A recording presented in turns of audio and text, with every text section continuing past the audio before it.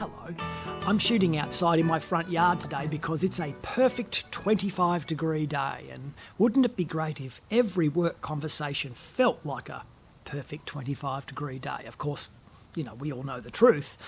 In one conversation it can, and then 5 minutes later it's feeling very challenging and anxiety-provoking, and that's the nature of relationships and conversations, right? They can be very challenging one minute and easy the next, depending on so many human operational variables. And I thought today I'd start with this to then bring up framing words, the system I use to become a much better conversationalist and communicator in seconds in an intuitive way. And I've found that this is a much better system to tap into when I'm training or coaching people in better conversations.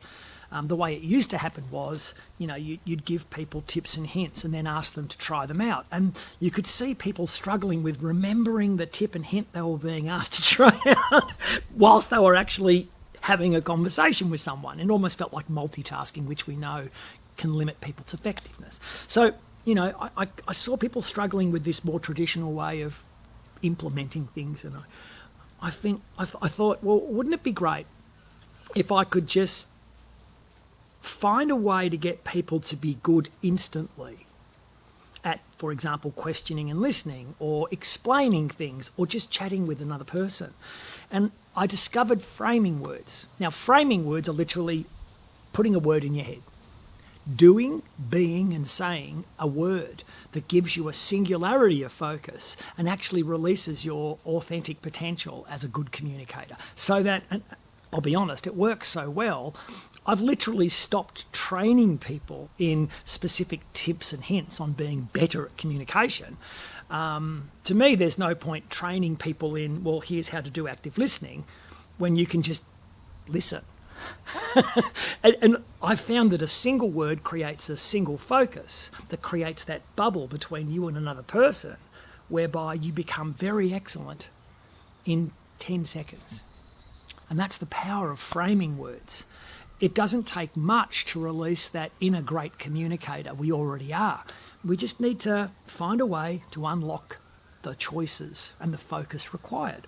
So this is why I call my conversation model Learn, Teach, Explore, because those three words are the framing words for the three essential phases of an effective work conversation. If you put the word learn in your head, for example, in other words, tell yourself to be, do, and say the word learn, what happens is statements stop, focus arrives. We start to understand that our role is to simply listen and ask the next right question. And it's an amazing thing to have run so many coaching sessions and workshops over the last 10 or 15 years, seeing people instantly transform into what the books suggest is great questioning and listening. We can do it simply with a framing word, a singularity of focus. You get to the next phase in Learn, Teach, Explore, which is teach, suggesting and explaining. It's so interesting to see the people put the word teach in their heads. And I'm assuming at times we have other words in our heads like, bleat or tell or assert.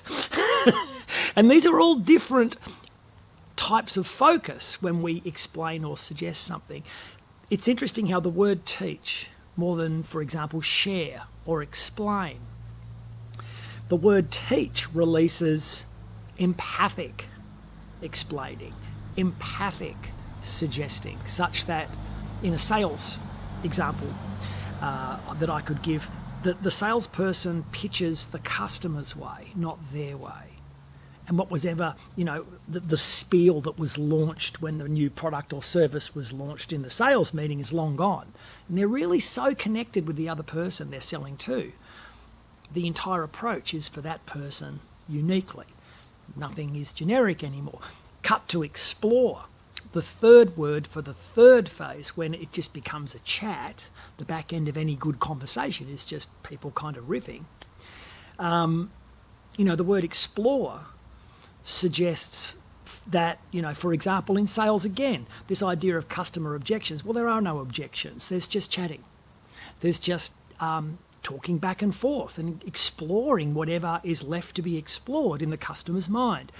In a one-on-one with a manager and a team member, the exploring is about working together on whatever needs to be the outcome of that one-on-one, whether it's a development plan or whether it's rejigging someone's workload. It feels like hierarchy has disappeared and now there's just two people working one problem through. And this is all triggered, this idea of effective communication is triggered by not 22 tips and hints that you read in that Harvard Business Review article. It's triggered by one thing, a singularity of focus, a framing word that is so holistic it transforms people. So what I'd love you to try and do, if you wish to, is to next conversation, if you are the person of influence, the person who's actually having the conversation with the other person to get somewhere, number one, learn, teach, explore, try out the 3 phases, but simply put the word learn in your head, your heart, your soul, and actually give yourself that role of, well, okay, we're in the start of the conversation, I'm the person of influence here, learn. And see if those next right questions start to string together based on you actually listening to what that person is saying. You've created that bubble. When you feel it's the time to reverse the tables and now asking the other person to be the listener and questioner, and therefore you are now the statement maker, teach, put the word teach in your head. And boy, I tell you, it actually lowers the word count, increases the clarity. I find that people, even in a business presentation, when they're explaining new data, making a new theoretical point, maybe they've got a slide there they're talking to, the word teach lowers their word count but heightens the meaning.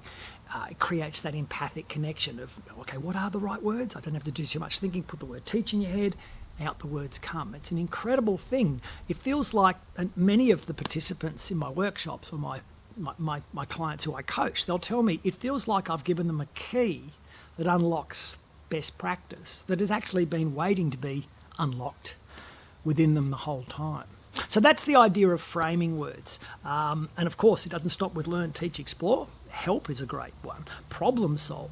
Resolve is another one. A lot of people in the safety space tell me that when there's been an incident, rather than use the word investigate, they'll tell me, why were the people after a safety incident not really disclosing too much? I realised I had the word investigate in my head. I was actually being the word investigate, which kind of makes people a little bit edgy and distrustful.